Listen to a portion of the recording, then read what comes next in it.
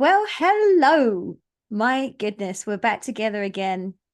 And I just see those numbers creeping up over 150 as we go. Wait, Kasich is quiet. Tanishi, welcome everybody.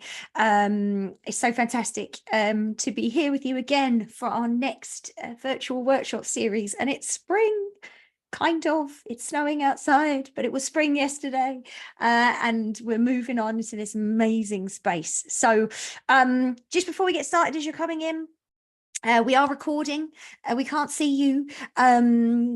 This will go up on our recordings page and you can access it tomorrow. If you would find it beneficial, there are closed captions. You can find the more button with 3 dots on your bottom bar on the right hand side, and you can click captions, and that will show a live transcript, the best the AI can do throughout this. We are in webinar mode because, thousands, nearly 3,000 people signed up for this workshop. So we can't have you all in a meeting, unfortunately, but you can use the chat or the reactions button or Q&A to ask questions. And if you write any questions down, we'll pose them. Yeah, people have found the reactions. Good job. I love it. And if you have questions for our presenters, type them in the Q&A or the chat. Steph's going to collect them all up and pose them. And if you need tech support, we're in there too. All right, I'm going to dive in. It is spring, the birds are singing. We are out here for the Outdoor Learning Spring Virtual Workshop Series. It is the 16th of April, and today we're opening with a phenomenal panel of water education experts, learning about the wonders of water. We're going to give you practical ideas and resources for educators of all kinds. Here we think educators are anyone sharing information, and so we're really grateful that each and every one of you is here. I'm going to introduce them individually and they're going to pop up as they come in, but we have Rochelle Strauss, we have Kirsten from World Fish Migration Day, Daphne Austin from, Praise Osifo from Water Rangers, and Daphne Austin from Oceanwise. So stick around for the whole thing and stay to the end for prizes, because we are going to be giving away gift cards as we always do. It's a beautiful, beautiful place to be living in. And obviously, as a non-Indigenous person, I'm now a Canadian citizen, but someone who has come here and made this choice to be here, I recognise that this is land that has been belonged to and cared for, and is still inhabited by Indigenous people. And for me, here at the headwaters, downstream, at the confluence of the Columbia River, but I like to call it Sinhuit Quihua. Sinhuit Quihua means swift river in the Inselchin or Inselchin language, the language of the Sinaiix people, the people of the bull trout. It's also at the confluence with the Jordan River and the Illecillewaet River. And these rivers and these valleys have stories and have been travelled and fished and hunted by the Secwepemc or Secwepem, the Okanagan Silks, and the Ktunaxa First Nations. I'm also honoured to know several beautiful Métis people who've chosen to call this home. And so this place is incredibly special, and this is now a hike that I can do that overlooks the place where I live. Now it's spring because the snow has melted, and that's my little dog Otis. If you've not met him before, he's in everything that I do. And I think one of the greatest things is my land acknowledgements for me are not just about acknowledging the people, but what does that mean to me? Like, what does that actually mean in my life and the things that I do? And for me, I have a real deeper understanding of the natural world here through Indigenous mentors and Indigenous traditional ecological knowledge, from the plants that line this hike to the beings and all my relatives that are within the soil, the water, the mountains. So as we flow through life, through this workshop, water themed, I'm deeply grateful for the better connection I have to water through Indigenous knowledge, particularly from my mentors like Shelley Boyd from the Sinaiix, who have given me so much. And so I hope I've started that in a good way. Okay, we're going to do a quick poll. Oh, sorry, Steph, you should say hi. I'm sorry. No, that's okay. You were like, "Who's here today?" And I was like, "Me Steph, too." my best friend, my hero. Oh, my favorite co-host. Only co-host, but definitely number one.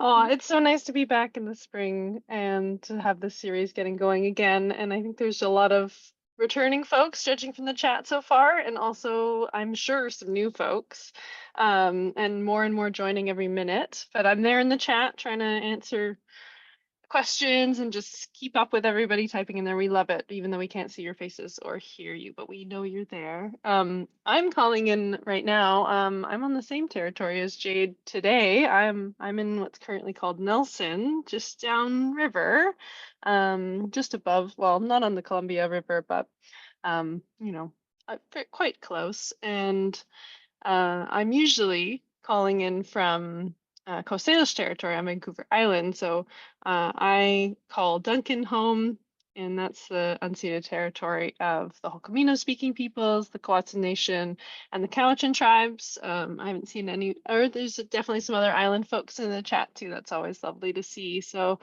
it feels so great to see everyone saying hello in the chat. And if you're not sure whose territory you are calling in from and the stewards of the land, I will put a link in the chat to nativeland.ca, which is a great starting point to kind of learn more and to make those connections. And I'll pass it back to you, Jade. I'll see you on the chat. Thanks so much, Steph. Always great to be with you. I love that. My brothers always say, you're our favorite sister. I'm like, I'm the only sister, but also that's fine. I'll Number take one. it. Number one. I did put the link to nativeland.ca in there, and but I think given how long we're going, and yeah, if you want to share your territorial acknowledgement or a word about what the land means to you and that place and those people, please feel free. Here we go. I'm going to add a little poll in here to get us started. And let's see first where you're joining us from. Sort of split it down into mostly Canada, US, and then a little bit of rest of the world. Please share in the chat, because I was doing countries because we were getting people from all over, but I'm really interested in this one. Okay, I'm going to keep it open. We've got 600 people here, everybody. How fantastic is that? All of you beautiful humans who care about outdoor learning. It fills my heart with joy. Okay, I'm going to just keep it open for another 5 seconds. 5, 4, 3, 2, 1. I'm ending. I'm going to share the results with you. Okay, so we're pretty well represented in North America or Turtle Island, and 1% of us are in the rest of the world. So come on, share if you're in somewhere exotic, and we'd love to see that. Okay, and then my last question for you is a little bit, I mean, who are you is a broad question, but in an educational sense, I'm wondering, are you informal, formal, particular? You can only choose one option, unfortunately. If none of them suit you, feel free to share in the chat again. And I'll leave it open again just for another few seconds. Have a little sip of tea. Can take the girl out of England, but so wonderful. Welcome, everyone. Okay, 5 seconds. 3, 2, 1. Sharing those results. Okay, lots of educators from all the age ranges, some 42% though from the youngest cohort. A quarter of us are community or informal interpreter type people.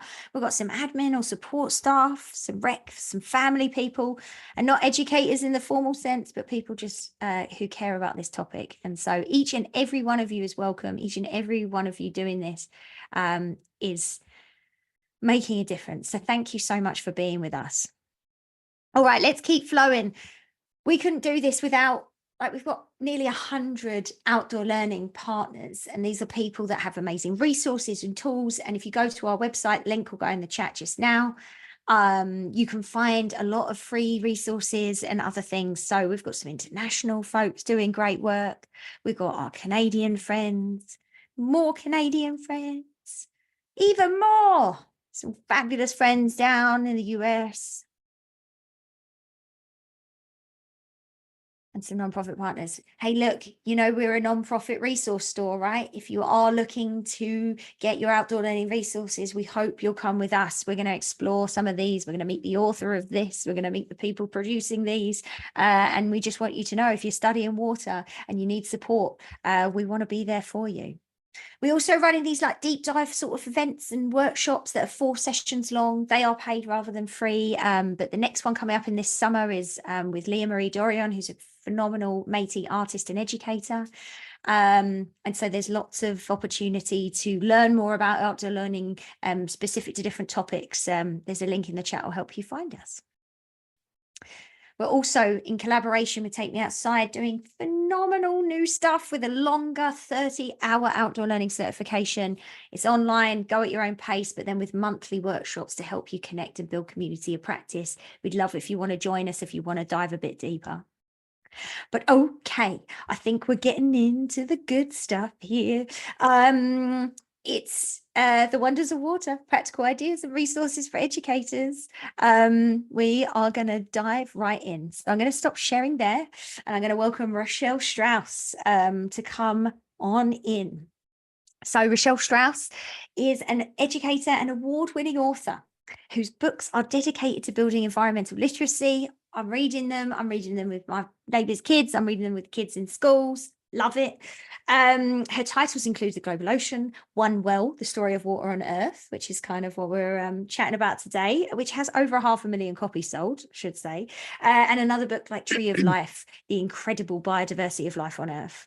Her new next book, tentatively called All the Water, you heard it here first, will be released in spring 2026.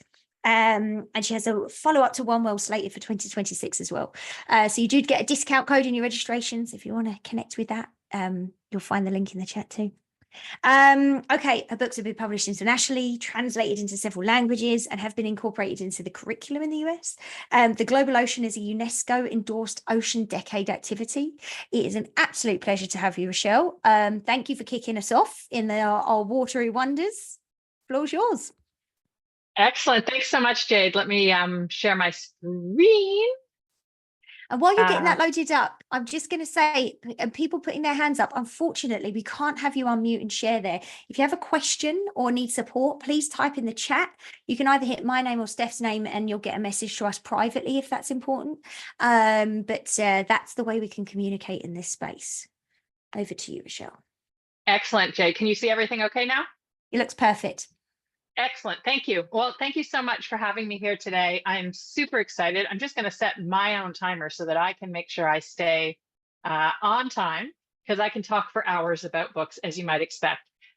So I am the author of the 3 books that you see in front of you, and Jade did share some inside scoop. I have a book coming out in spring 2026 called All the Water, which for the K-3 educators, it is a junior version of One Well. So look for that. Had a lot of fun writing that. Lots of adjectives and flowery language, very different from what my usual approach is. And I do have a sequel to One Well coming out in the same year in the fall, I hope, fingers crossed. So we've got a lot of people to talk to. I'm very excited to be part of this amazing panel with everybody. So I'm going to kick us off, if I can get my, there we go.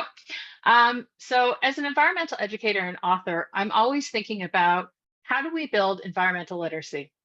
How do we help young people understand the role of water on the planet? And how do we place young children at the center of the well, figuratively speaking, of course, to help them experience water, to help them understand the flow of water, to see how water connects us all, and to help them understand the impact we're having on water, and of course, the impact all water has on the planet.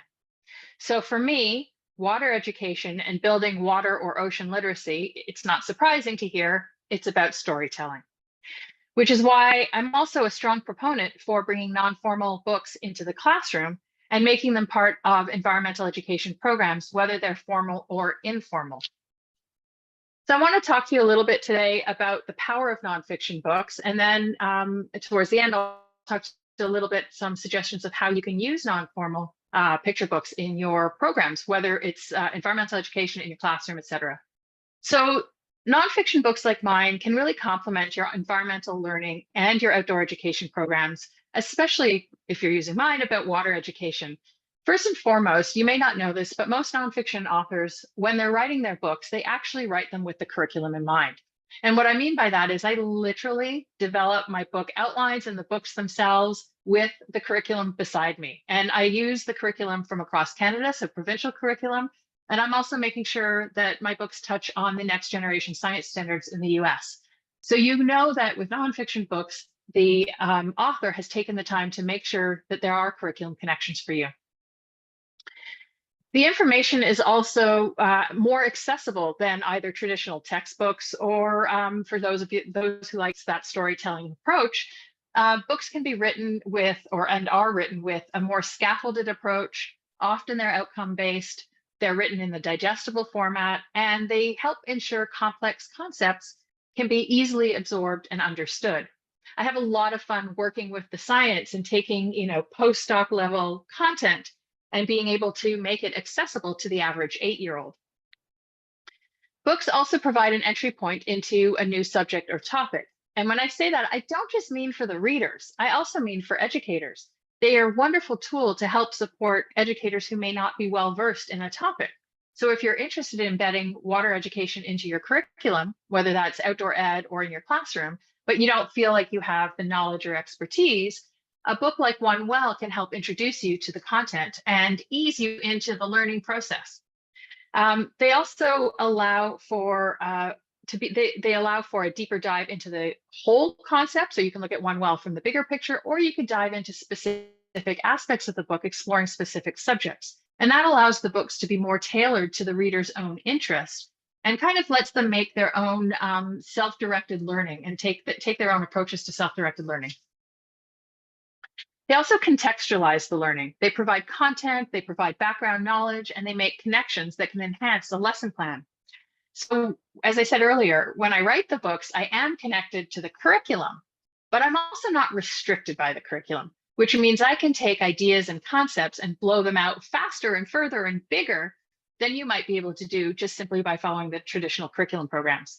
For example, if you're teaching about the water cycle, using one of my books can help extend that learning to explore how all water on Earth is connected and demonstrate how we treat water, even in our own backyard, can impact every species on the planet around the globe.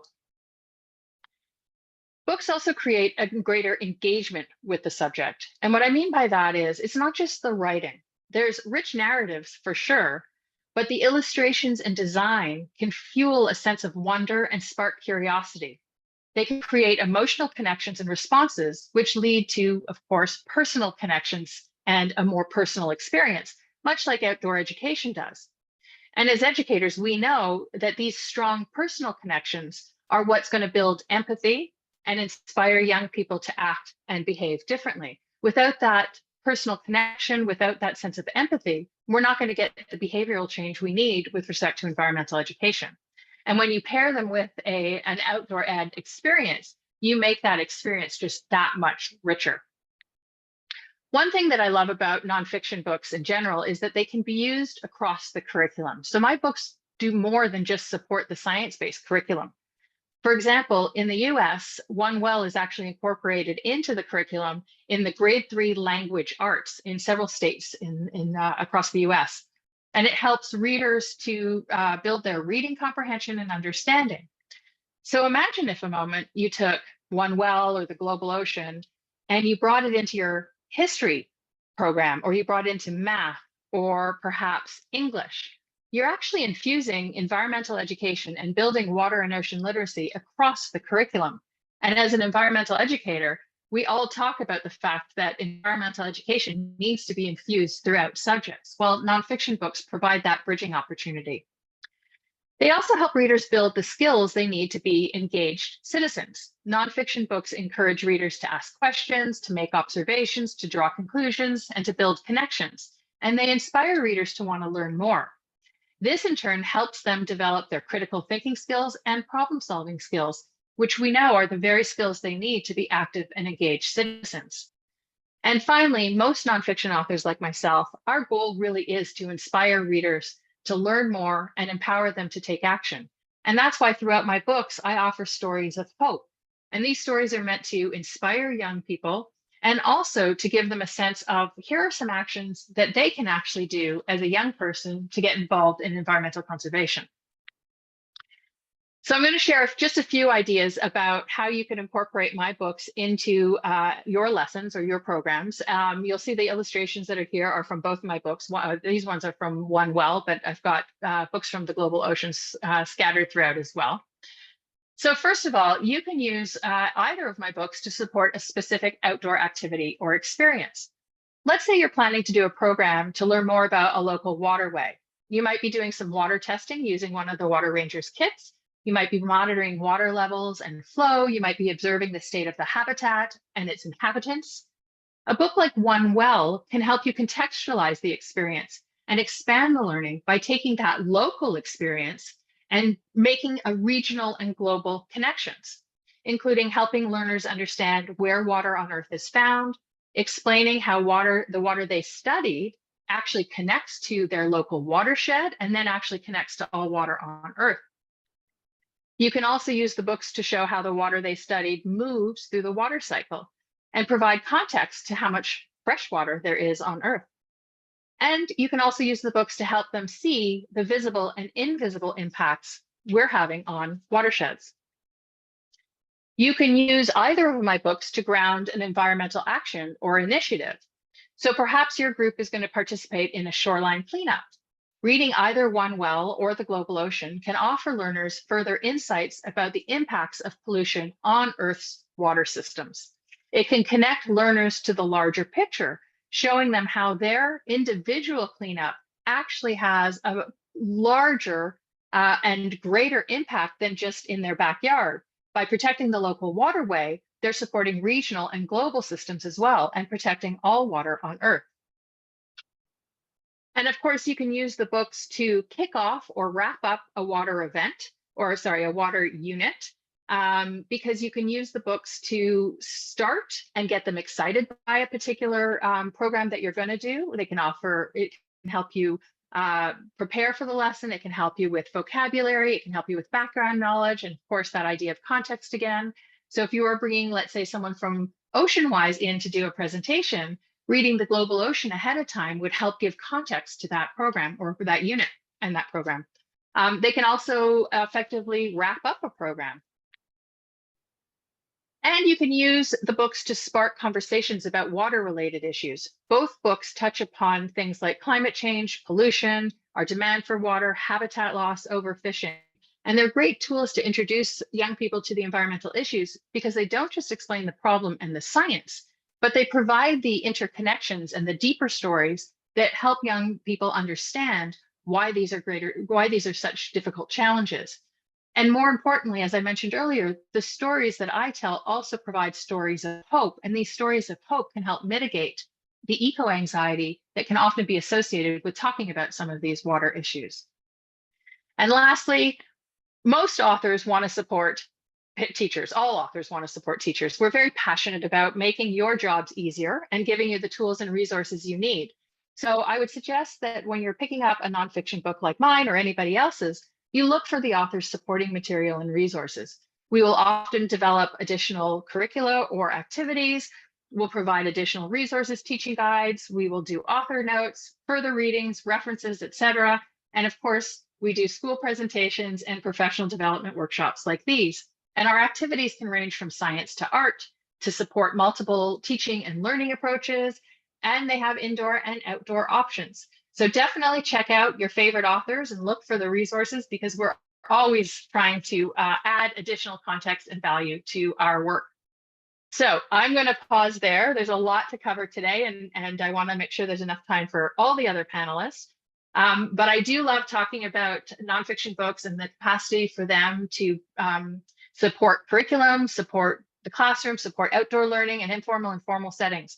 So I'm always happy to chat to people. Hopefully we'll have some time for questions later. And don't hesitate to reach out to me directly if you have any questions yourselves. So thank you, and I will see you back when we wrap up. Amazing, Rochelle. So much information. And quite a few people in the chat saying, yes, yes. I've learned myself through the nonfiction book, and then I can share it. And I've got, if anyone's doing the certification with us, you'll know that I'm obsessed with hooks. So starting any unit or any topic with a hook to draw people in. And your books, not only are they beautiful, they're incredibly well written and accurate.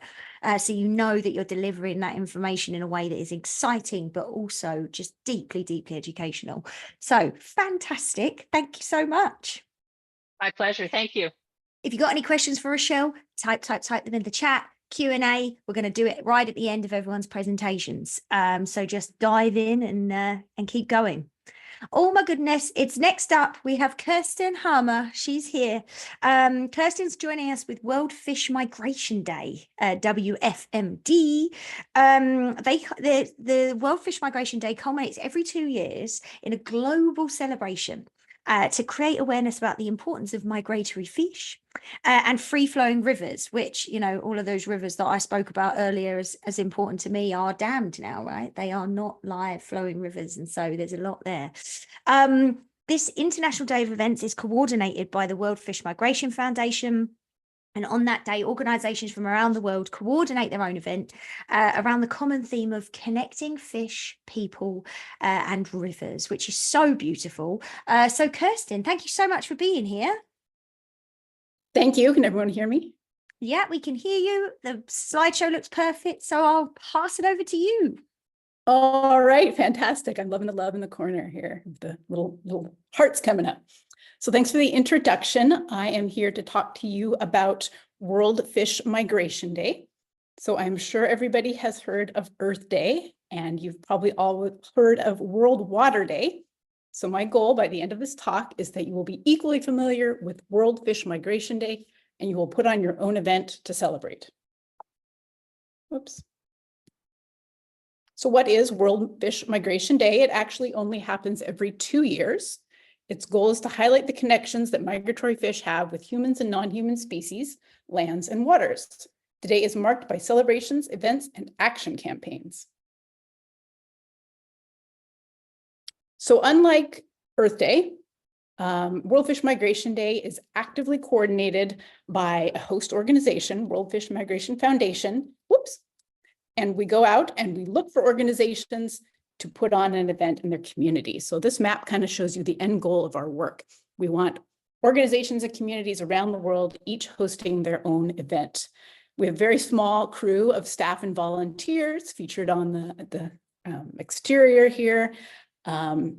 So we're connecting with you and we're saying, hey, we see that there's not that many events happening in Canada. I'm really excited to see more events in Canada. So we'll work with you to make sure that you have the information you need to host an event.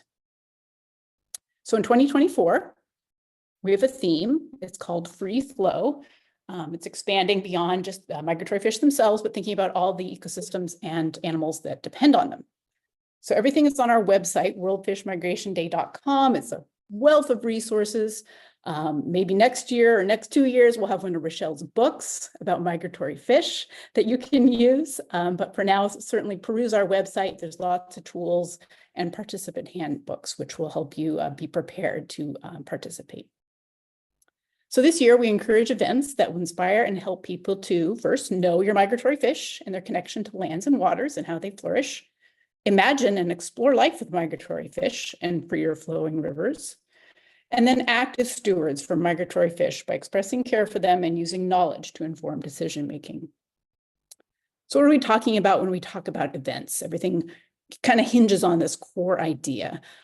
Beautiful examples on our website, really inspiring to see what people truly internationally have done to promote World Fish Migration Day. So river cleanups, that's that perfect, get people outdoors, clean up your local river.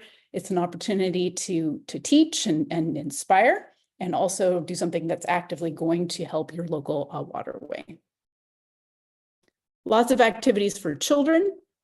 There's a couple of art contests that our organization hosts, which I will tell you about more in a bit. movie screening. So if it's a cold day and you don't want to go outside, this World Fish Migration Day, there's a couple of movies you can download from our website. A recent one is called Dam Busters, about getting rid of dams and helping fish migrate up. Fun runs is new this year. This might be fun for some of your students. So when we think about migratory fish, that means they go a really long ways. I work with Pacific salmon. They go thousands and thousands of miles. So how do we make this into an event? We host a team of people, get them together, choose a fish that you're going to represent, put a team together, and then either run or paddle or bike the distance that that fish migrates in its lifetime. So it's a really participatory event. And you can read about it more on our website, what other people are doing for that this year. A lot of people do citizen science. So we have fish and river monitoring that occurs. So if you do this regularly as part of your program, just say, hey, I'm going to sign up. I'm going to do this as part of World Fish Migration Day. We're doing our regular water quality testing using those nice little water kits or lake testing, whatever you do. Just make that part of World Fish Migration Day. For maybe an older audience, consider putting on a seminar, conference, or a lecture that brings scientists together to your local community and highlights this importance of these species. Again, I work with Pacific salmon, so culverts are a big issue out here that block fish passage. Take folks down, look at the local culvert, say, hey, what's wrong with this culvert and why might it be blocking fish passage? So people will forever in their mind when they're driving on a road, they'll recognize culverts and their importance for migratory fish.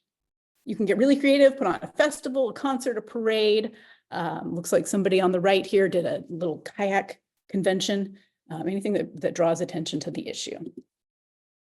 So a coloring contest, this is going on now. There's a template shown on the upper right that's available on our website for download.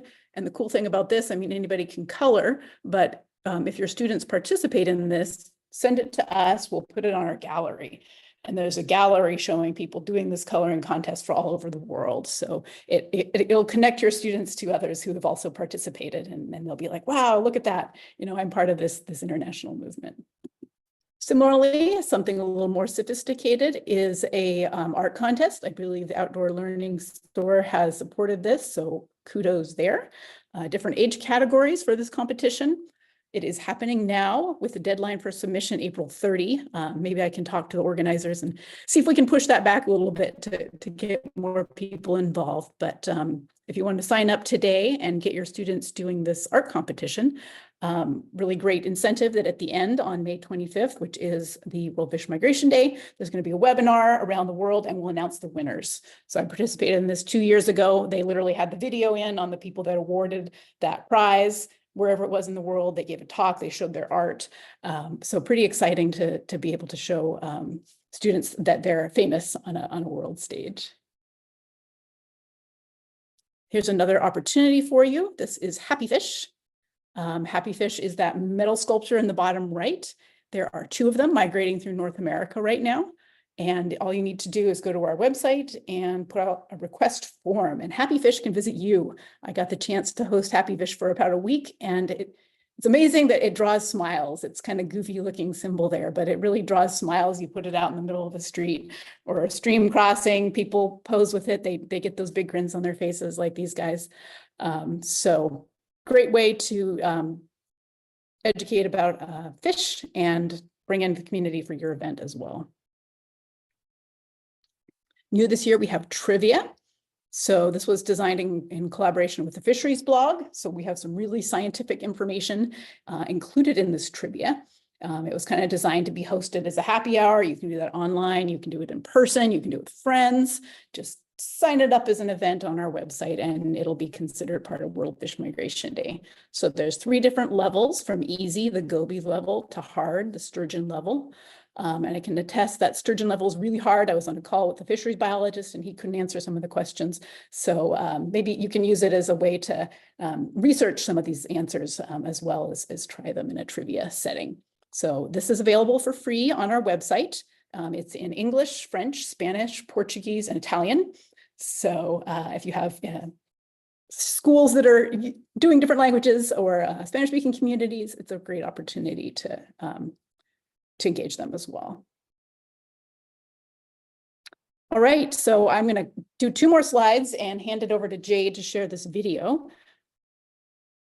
Basically, I'm hoping I've convinced you to participate in World Fish Migration Day in 2024. If not, this video definitely will. Thank you to our donors.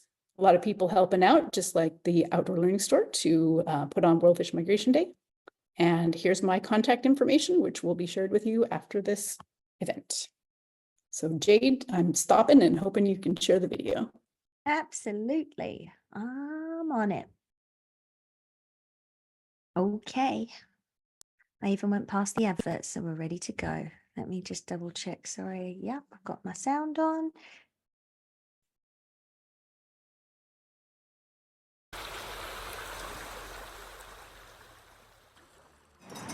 Upstream! Happy World Fish Migration Day! World Fish Migration Day brings people to rivers with an excitement for restoring them and those massive migrations of fish. When I see kids and adults like me acting like kids, totally engaged and beaming with awe, I realize there's a lot of hope in our rivers.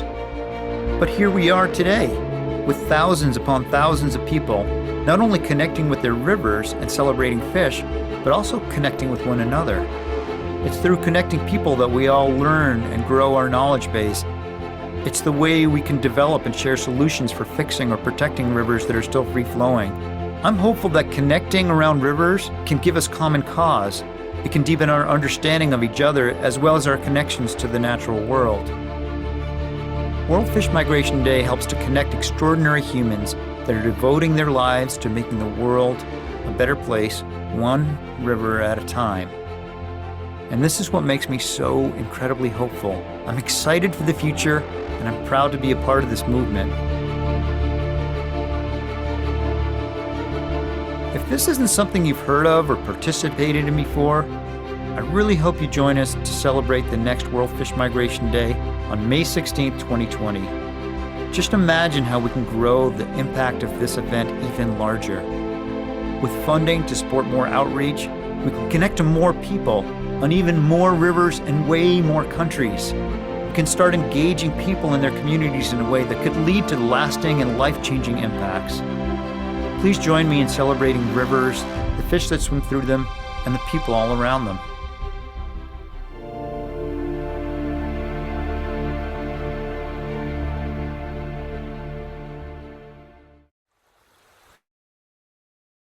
Oh, that's so nice. um, absolutely amazing. Firstly, I love all the fish dance and the fish heads, and I just think anything like that that brings that creativity out. And I think sometimes especially if I live next to lots of next to rivers, but even if you don't, to be able to connect young people with the fact that they are part of this larger system, which again, connecting into the hydrological cycle is part of some curriculum at some point all across the world. But it's really just this magic thing of like, you are a part of something bigger and you're a part of this world and you matter. I love that. All right, thank you so much. You're so welcome. Thank you so much for sharing. Okay, we're going to keep rolling on because it's so exciting. We want to make sure we get everybody in. Next up, Praise Osifo is joining us. I'm going to bring you in. I'm going to add the spotlight. I'm going to do the things. Fantastic. As Praise gets set up, I will introduce you. So Praise is the education coordinator for Water Rangers. They're one of our amazing partners, and they're a non-profit that builds easy-to-use water quality test kits. I've used them with kindergartners. I've used them with grade 12s. I've used them with adults. They are amazing. They are for community scientists to monitor local water bodies or to measure around your school or whatever. They have tons of educational resources to empower educators to teach about water quality, focusing on providing hands-on educational resources that ignite curiosity and inspire environmental stewardship. Take it away, Praise. Thank you so much, Jade. Hello, everyone. Thank you for having me. I'm Praise. My pronouns are she, they. I'm the education coordinator for Water Rangers, and I'm coming to you from the unceded territories of the Semiahmoo, Katsi, Kwantlen, Coquitlam, Tsawwassen, and Quiet peoples, colloquially known as Surrey, British Columbia. So out here on the West Coast. I love working in outdoor education. Growing up, I wasn't super exposed to it, but in my adulthood, I've really found my place in nature and within, the education space. And I love how meaningful my work is because I think it's really important to connect students with nature because you really don't know how often they have that opportunity outside of school, and exposing them to all that's possible in this big wide world is really incredible. So thank you so much for the work that you all do as educators. It's really meaningful work. So, about Water Rangers, it's so awesome hearing, the past two presenters briefly mentioning us. Yes, we're partners to OLS as well. We are a Canadian nonprofit, and our main mission is to engage communities in the stewardship of our water bodies and make water data accessible. So we do this by building really easy to use, very accessible water quality monitoring equipment to help community scientists to easily collect water quality data. And we also host an open data platform for folks to upload that data and to manage and analyze it. And when I say community scientists, I mean, the word community is in there, so you're not already imagining this, white coat or even field researchers that are going out and have these really extensive backgrounds. Communities are just anyone. We want everyone and anyone to be able to monitor their local waterways. Our kits are used by educators, conservation groups, indigenous groups, municipalities, anyone. We've trained over 15,000 people to use our kits, and we've distributed kits all over Canada, and we primarily operate in Canada, the US, and the UK. So yeah, that's a little bit about us. Our philosophy is learn, test, act. So we really believe that when people learn about and then test water, they're prompted to take action to protect it. And we focus on offering those hands-on experiences so young people can reflect on those experiences, and then it deepens their understanding of environmental science and their interest in environmental stewardship. Earlier, people have mentioned eco-anxiety. I saw one of the comments that someone was asking, what's the emotional connection to all of this? Who's the character in this? But the students are the characters. They are the main characters because they're in their communities, they're on the ground, and they're monitoring their local waterways and getting a better idea and sense of their location, their communities, and how it connects greater and beyond. So that's really what we're doing. And our activities are also here to help them build those important scientific skills, those competencies that they're going to carry on for the rest of their lives. So these competencies are aligned with curriculums that we also make sure, especially with our education kit, to align and to work with educators both within our organization as well as consultants to build our kits. And these competencies, they're curricular competencies like making simple predictions, demonstrating curiosity and wonderment, experiencing and interpreting their local environment. These are skills that aren't just important, in the science classroom. It's really important for the rest of their lives, and we want to provide them with that through these experiences. So, about our kits, we have lots of different tools fit for all ages. From 5 to 75, anyone can monitor their waterways. Our education kit is our most popular with educators, but we also have tiny kits, which you can see right on the corner, that are our simplest kits, and they're used for young learners that they can test like the pH of small ponds, their puddles, or household items, so they can learn about water quality at any age. It's 3 sets of our most popular testing tools. So they're designed for up to 15 students, and it tests for several parameters in water quality. So we test for air temperature, pH, alkalinity, chlorine, conductivity, water temperature, dissolved oxygen, and flow rate. And in this way, every student gets a chance to do some testing. It incorporates lots of different learning styles. So there's like visual and hands-on components. Students are note-taking and writing, and they're also having discussions and speaking. So it's a very immersive experience and engaging experience for the students. So that's the kit. This is mine right here, carried along with me. I'm a water ranger. And imagine just setting that in front of the classroom, and it's the beginning of the school day. Maybe your students come in and the tools are laid out, and they may ask, what is this? They might have, pressing the buttons on the conductivity meter, or maybe they're familiar with the test strips because they have an aquarium or a pool at home. So you can already see how it's a really great tool to provoke that thought and engagement and initiate an inquiry mindset in the classroom, because inquiry-based learning is a really big part of what we do, since it is so hands-on and we want them to have that curiosity as they're going. You can have a structured inquiry. So we have a very comprehensive educator guide that's included in your kit that has everything that you need to know to get started on water quality testing. Or, if your students are a little bit older, they're more autonomous, or if you've been doing water quality testing regularly, as I'll get to, because we do encourage you to go monthly, although it's not necessary as educators. But once they get the hang of it, they can also do some free inquiry and start taking autonomy and responsibility over the water quality, over their water body, because that is what we're hoping to inspire, that environmental stewardship, improve those connections with the nature and their water body, and get to know their water body as the different parameters in the baseline that is established eventually.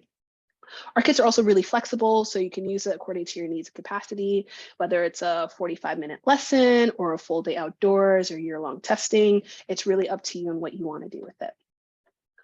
So I'll tell you about one of the parameters that we test, which is connectivity. So 6th or 7th graders or above might be familiar with the term. Water is a conductor, and connectivity is basically the ionic content. So you can already see that's a chemistry lesson right there. And with all of our parameters, it's so great because there is so much that you can pull from by testing and by teaching about water quality, that you can connect it with so many other aspects of their life or other parts of your curriculum. So for connectivity, we call it an indicator parameter because it's really helpful for telling us, if there's been a discharge of pollution in the water body. This is a really great way to connect it to watersheds and the water cycle and how pollution would end up in the water body in the first place. Because, when there's a discharge, especially when you're testing regularly and establish a baseline, then if there's a spike, in connectivity, you can be able to tell, okay, maybe something has happened to the water that is causing the spike. The big unit right here is microsiemens, which is what we measure it in. And then the smaller unit, you can also measure water temperature with connectivity. So temperature is also another parameter that affects a lot of other parameters. And you can have a lesson on density, for instance, because cold water is more dense than warm water, and cold water holds more nutrients than warm water for all the different kind of aquatic organisms. Or you can talk about habitats and how different organisms, different animals adapt to their habitats. And there are more organisms and fish that are used to cold water versus warm water, or fresh water versus salt water, or water is also a solvent. So warm water dissolves nutrients and chemicals faster. I feel like I just gave you five lessons right there just based on this one tool that we have in our kits. So you can really see how it connects to their lives.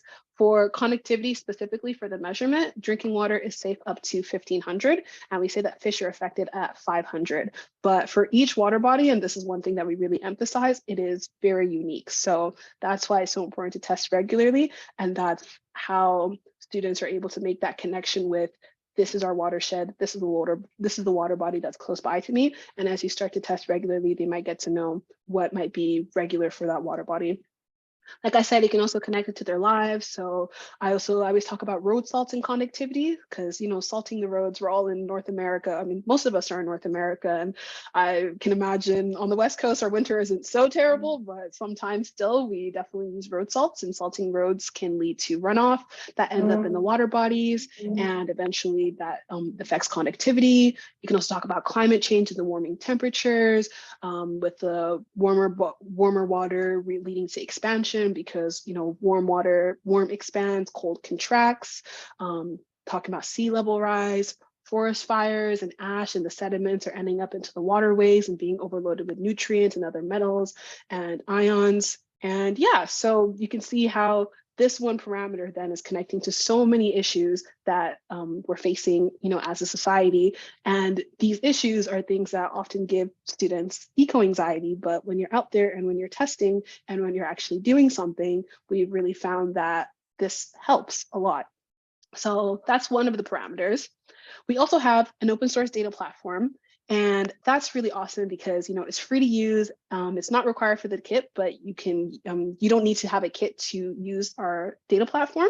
Our kits are a really great shared resource between classes as well. So one school can have maybe 2 kits, which would be good for a whole classroom, and you can share that within your classrooms. And then as a school, you can create a monitoring group, and you can record your observations. We have a really great interactive map that you can see, and you can look at thousands of other people across the world doing the exact same thing, and that helps to situate them even further in their own watershed. And you can make qualitative observations about the wildlife that you see. If you're testing in the winter, hats off to you, you're so committed. You can put down warnings for ice. If you see invasive species, you can also put down the specific day that it was seen and record that over time, as well as the quantitative observations. You can also download the data into Excel and extract it. And we also have a field app that you can use when you're out there in the field. And that's not just our only educational resource. On our website, we have tons of educational resources that are there to empower you as educators to be the classroom expert on water testing. So our lessons have an indoor and an outdoor component. We have lots of lessons on there that take just one parameter. So we have a lesson on conductivity in road salts, or dissolved oxygen in algae blooms, or water clarity and creating your own Secchi disc. And this one right here is one on ocean activism. So this doesn't require any tools at all. It's really great to, as an introductory, or just to get them thinking about, the ocean. We are all connected to the ocean, but oftentimes in inland we don't really feel so, or we don't feel that we're related to it. So this is a great way to have different kind of creative activities to get them to reflect on their role, their connection to the ocean, what water means to them, and greater on also just different cultural interpretations of water. And all of our lessons also have real world and ocean connections, tips and tricks to engage students, additional activities, additional readings. We have different picture books like Rochelle's picture book, as well as others that are talking about water, and also a great way to, again, extend the learning. We also have curriculum connections. Right now, our curriculum connections are focused on Ontario, Quebec, and British Columbia. We're always expanding and we're always looking for feedback. So please feel free to reach out to us, as well as training videos and lots of videos of how to use all of our different tools within the kits. So you have a lot of resources to help you to get on the ground and get outside and test. And even with the indoor and outdoor lessons, so you can start with the indoor component, which is a great introductory, and then it'll extend out to the, and then when you have time to get to a water body, you can go outdoors. And yeah, we really just want you to commit to ocean, water, climate learning. We're all here. You're all here because you're interested in teaching about water, and it's Ocean Decade. It's water and the ocean is so important. It connects us all. We have loads of educational partners that you can access to expand your learning. We work with Ocean Diagnostics, which is an organization that on the island, and they have a really great microplastics kit with this STEM AI tool called Saturna that automatically analyzes microplastics data. So it's really great for a little older students. And if you want to connect that more about the human impacts on our waterways. We're also educational partners for COLC, and we're the national freshwater partner for the Ocean Week Canada. So you just learned about World Fish Migration Day. We also have World Ocean Day on June 8th. And in Canada, it's actually extended to a whole week. So there's lots of different events that you can access. You can also hold an event yourself. And we recently gave out grants for that to get our kits, but we're always giving out grants. We also have, we're also partners for Blue Schools Canada. So that's also led by the Canadian Ocean Literacy Coalition, which is COLC. And it is a network of educators that are committed to ocean learning. So they have workshops, office hours, and more grants. And the American version of that is called USA Blue Schools. So there are lots of resources for you to access. And yeah, I hope that you learned something, you were a little inspired. And if you are, please check out Ocean Week. I'll send that with a lot of all the links that I've just talked about, and you can find an event near you, or you can host an event, which would be awesome. Thanks so much, everyone. Just a little bit inspired, massively. My goodness, so much information, so much passion. Someone said I've got so much praise for praise. I feel that, love that a lot. And I love that you mentioned at the beginning that like you came into this like relationship late, like that was the same for me. And it's so nice to see like anytime we can become new. And what I love about the Water Rangers kits, and someone asked this question, is like you don't have to have any scientific knowledge to understand, because the field kits are so clever and it'll tell you like this means this and this is a good range, and you can dive into that learning with your students, modeling that learning as you go, and it's just excellent. So thank you so much, Praise. Of course. Thank you so much for having me. Oh, it's just magic. Okay, here we go. Last but not least, we're a little bit late today, everyone. We're going to be a few minutes over. That's what happens when there's so much stuff going on, so much wonderful information to share. So I'm going to pass it over to Daphne pretty quick here, and have you dive in. Daphne's the manager of education at Oceanwise. We've worked together, quite a few years now looking at all the amazing projects you're on. You help others connect to the ocean through years in conservation education, and you have a Bachelor's of Science in Combined Oceanography and Biology. Proper science geek, this one, and I love it. Always feel like I learned something new. Daphne's an expert in creating connections through online platforms. So we know lots of you aren't at the ocean. I'm not at the ocean. It's a 12-hour drive. So like lots and lots that we can do outside of that. Thanks for bringing your passion for inspiring others to make positive actions for the ocean, and take her away. Amazing. Thank you so much for having me. As Jade said, I am with Oceanwise. I love the ocean. And you might say, well, hey, we're talking about, water today. Maybe I'm near fresh water. Well, my favorite thing about the ocean and water and the planet in general is that we are all connected through water. So no matter if you are near fresh water or you're near the ocean, we are all connected. And I think that's really special. And so we at Oceanwise, we are a global conservation organization who's on a mission to build communities that take meaningful action to protect and restore our world's ocean. And of course, through that, that means fresh water as well. And so we look at 3 challenges that we're trying to tackle, which are climate change, ocean pollution, and overfishing. But we've got lots of initiatives trying to work on this, including lots of education and youth action to empower everyone of all ages to take action for the ocean and beyond. And so we have a lot of different variety of programming. We have in-person programming with our Sea Dome and other community activations.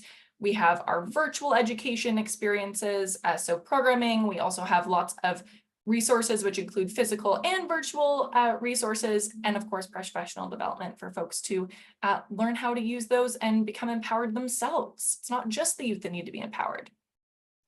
But we have a bunch of different kits and resources and kits, and I want to just focus on one because we're short on time, which is all good. But we have a bunch of amazing virtual education kits. They're bilingual, they're in French and English. We're having one of them be available in Spanish soon.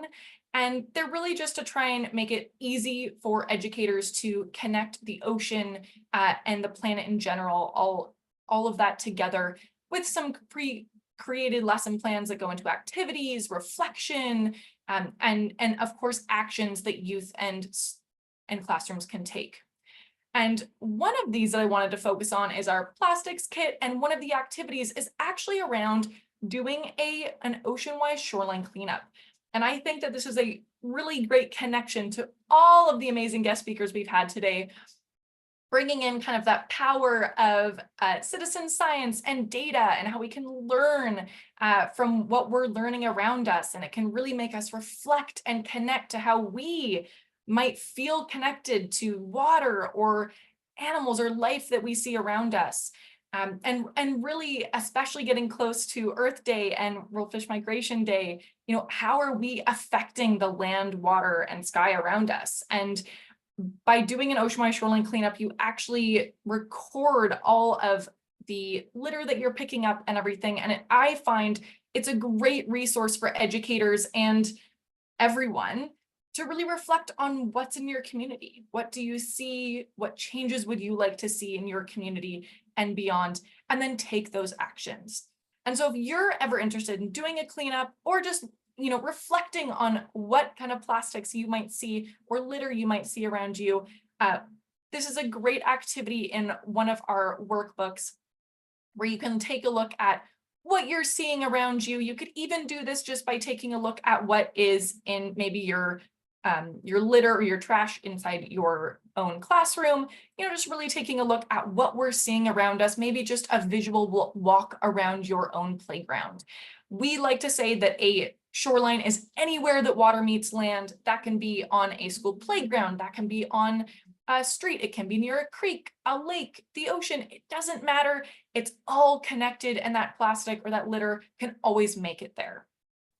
So it's really great to have this connection and this data and, even to bring in some of the other resources we talked about. Maybe you do a shoreline cleanup and you also do some water monitoring while you're there at a local stream. Maybe you've read a beautiful book beforehand to draw that connection and that inquiry for students before you go. There are so many ways that we can connect all of these amazing resources we talked about together. And if you wanted to take some of that even further, we have amazing partners that have some extra amazing resources to take it to the next level. You can track your actions that you're taking for water and the planet through the Commit to Act app. You can even challenge other classrooms or schools and, you know, kind of compete a bit on who's taking more actions and helping the planet.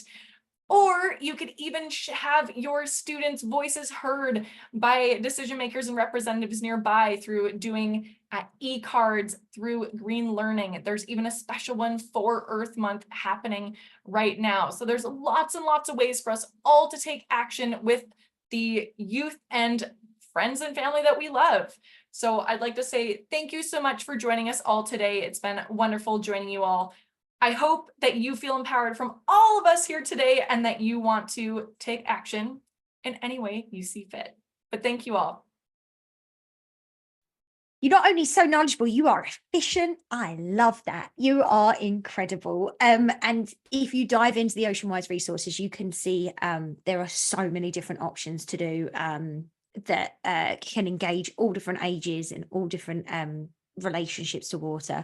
Okay, I'm going to get all of my team to all of my panelists to come video on, and here's how we're going to run it, because it really I do recognize and appreciate that people have to be in places. So here's, I was wondering if I can ask one question to each that we've collected, and then we'll do a really quick prize giving.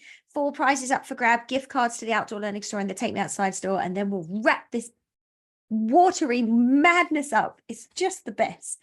Okay, so for Daphne, because you were right there, someone asked, do you have any information about the statistics of what we're seeing on the beaches? Is it better or worse than previous years? Like, what all? It's a great question, and we actually have a lot of resources of past reports, and you can actually compare that yourself with your class and kind of look at the past couple years on our website. So that's kind of a fun activity to do. I would say it's more like trends that we see. So like around COVID, we were seeing a big uptick in personal protective equipment like masks and others. And now we're starting to see a little bit more of those kind of single-use plastics come back a lot more as well. Okay, so amazing. And I really do think when we talk about eco-anxiety, when we talk about the stresses that all of us, but particularly young people, are feeling, that each and every one of you's really just offering these take action pieces. And when we take action, we feel empowered, then we don't feel so oppressed by these things. So I'm really grateful for all of the work that you're doing.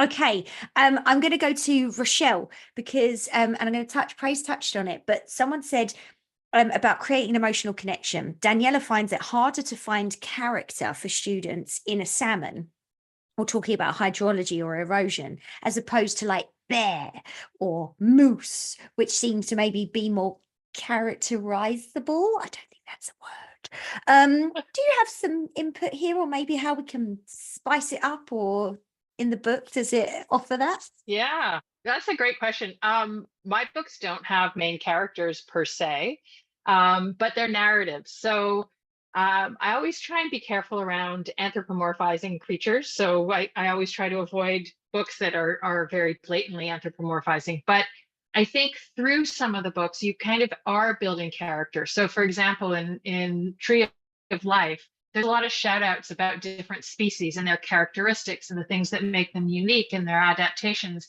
And that is building character. So the animals may not have names and they may not be doing human kind of things, but by helping readers connect with different species, and all of my books will do shout outs like that. So by helping them connect with different species and understanding species, they're inherently learning about the species themselves, but then also about the connections. Because once you know about a shark, you know where it sits on the food chain, you know what its habitat needs, you know how it's connected, et cetera, what the threats are. So that's the kind of characters I try and build through my books. I hope that answered the question.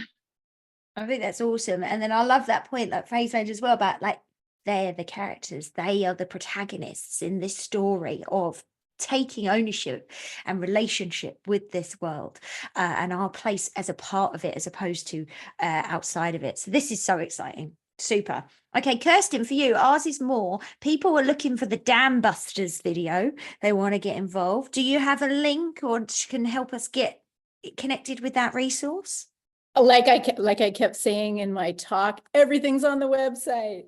So there's a wonderful link to the documentaries page. It's the first one that comes up on the worldfishmigrationday.com/documentaries.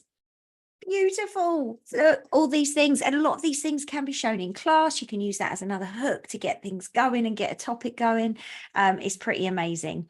And Praise, last question for you.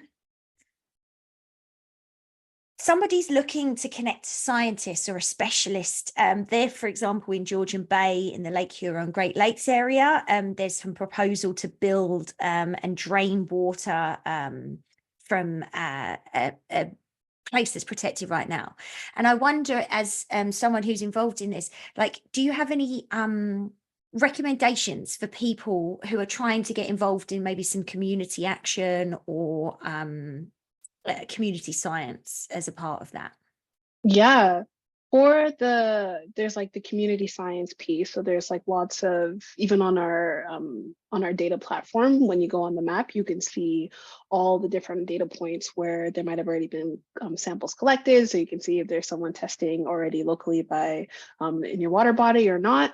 And then also there's a groups page. So like I said, a school can create a group, but anyone can create a group. So we have lots of different like environmental organizations, municipalities, indigenous groups, or just different kind of community groups, or what do I want to say, like guardian groups that use our platform to monitor the local water bodies.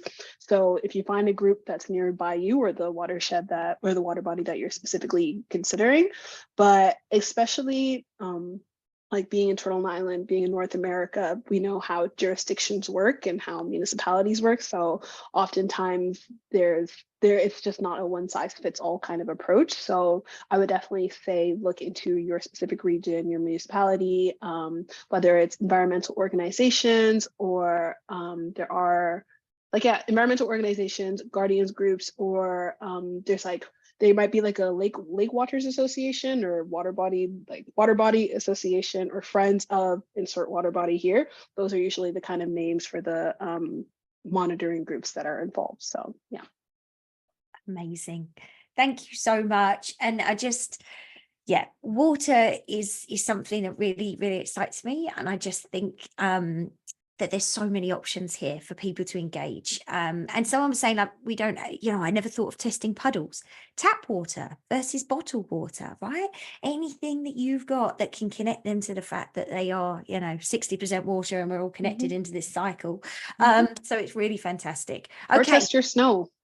Yes, we test snow here because we do the salt runoff thing. And when the snow melts into the puddles, it's brilliant.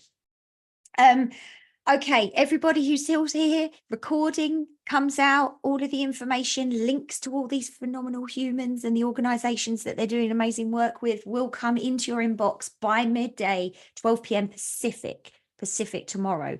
If you don't have it, it might be in your spam or your junk. And if you still don't have it, drop me an email, jade@outdoorlearningstore.com, and I will make sure you have all the information.